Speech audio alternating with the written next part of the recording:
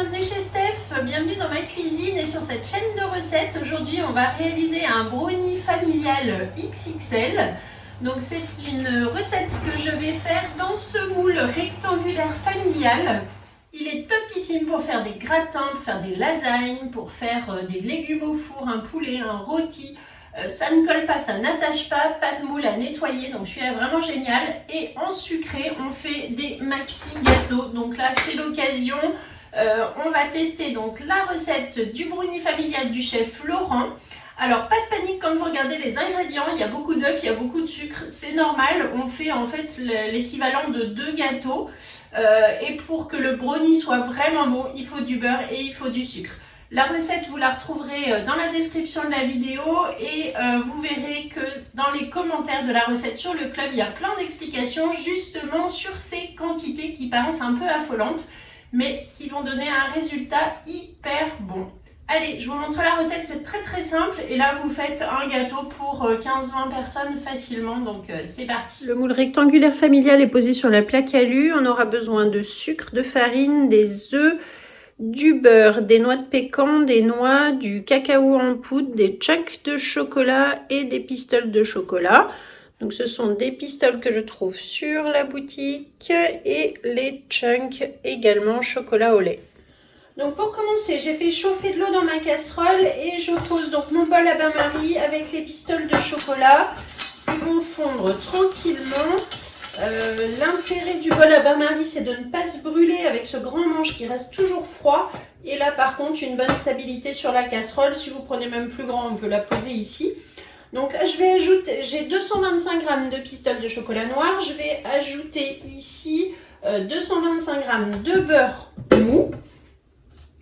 Et je vais remettre tout doucement sur le feu pour faire fondre donc le beurre et le chocolat. Pendant ce temps, dans mon cul de poule, je vais casser 7 œufs entiers.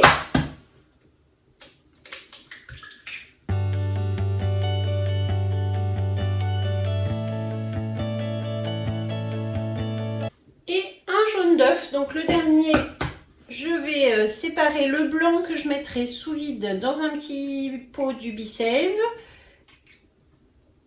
Et le jaune avec les œufs. Je bats au fouet.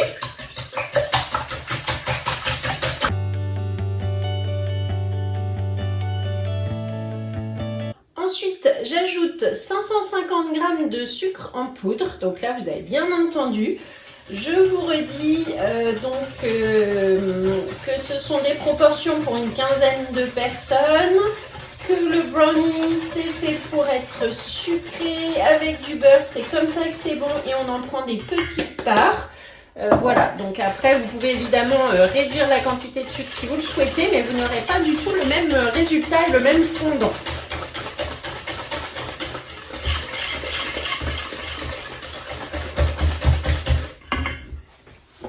Ensuite, j'ajoute de la vanille liquide, donc la vanille que je trouve aussi sur notre catalogue. Donc 2 cuillères à café d'extrait de vanille liquide. Celle-ci, elle est très parfumée, il n'en faut vraiment pas beaucoup. Elle est excellente.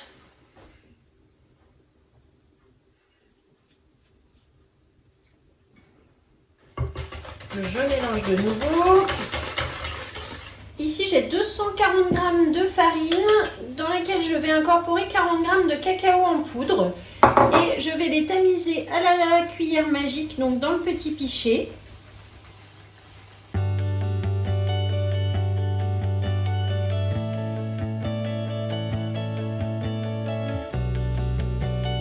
Ici, nous avons donc dans le bol à bain-marie le beurre et le chocolat fondu.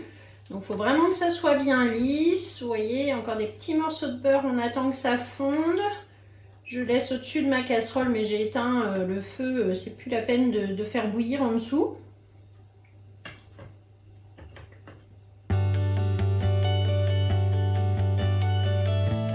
Je préchauffe mon four à 170 degrés. Et lorsque mon chocolat et mon beurre sont bien fondus, donc je mélange dans mon cul de poule les œufs et le sucre.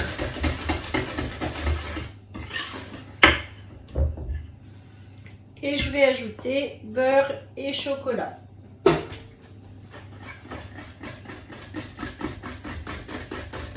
Le bol à bain-marie, il est assez grand. Donc, vous voyez, on a 500 grammes en proportion dans le bol. Donc, vraiment pratique pour des petites quantités, des grandes quantités. Là, je ne me brûle pas alors que le bol est bien resté au-dessus du feu pendant un moment. Et on peut verser du coup directement avec la petite queue là qui permet de le maintenir. Voilà, donc avec la spatule double embout, on racle bien, on ne laisse rien au fond. Les petits gourmands en général sont déçus, mais avec les spatules en silicone, il n'y a plus rien dedans. Je continue de mélanger au fouet. Donc là, il faut bien utiliser le grand cul de poule. Hein. Vous avez vu la quantité de pâte. Voilà, donc une pâte bien lisse, bien brillante. Ensuite, je vais ajouter le mélange cacao-farine. Grâce au support de cul de poule, je peux continuer de mélanger sans que mon cul de poule ne se renverse.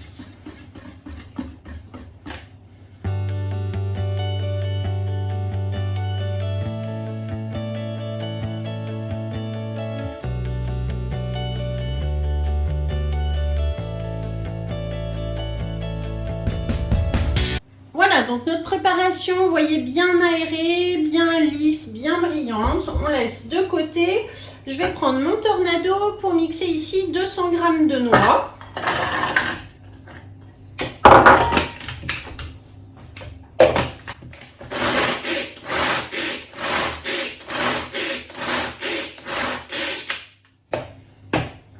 Voilà, on laisse des morceaux et on verse dans la pâte. Je mélange avec la spatule double embout. Un vrai gâteau gourmand, ça va être délicieux.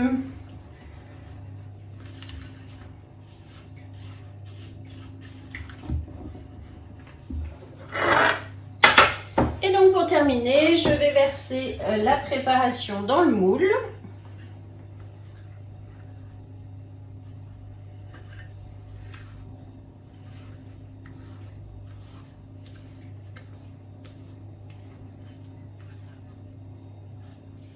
Et pour terminer, on va répartir 100 g de chunks de chocolat au lait sur le dessus.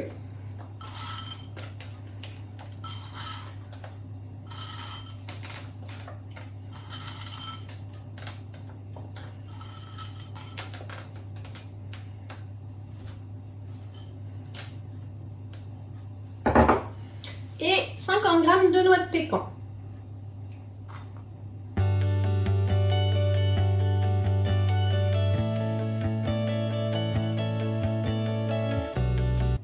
Ça y est, nous avons donc terminé la recette. Je vais pouvoir enfourner pour 40 minutes à 170 degrés et on se retrouve tout à l'heure pour le démoulage.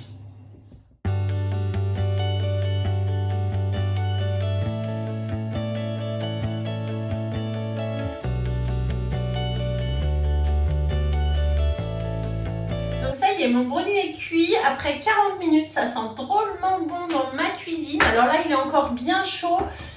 Il est beau. Je vais le laisser refroidir surtout avant de démouler pour ne pas faire de bêtises. Donc pour démouler, je vais prendre ma grille à pâtisserie avec donc comme ça sur le gâteau, le plateau qui me permet de retourner.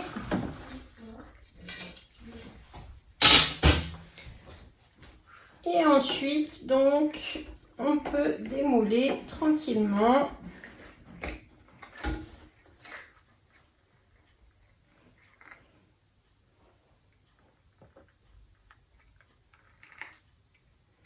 Et voilà, ça y est. Donc là, mon gâteau est démoulé. Je vais le laisser un petit peu refroidir comme ça. Et ensuite, j'ai préparé donc sur une plaque en aluminium un papier d'alu. Ça me servira de plateau de présentation.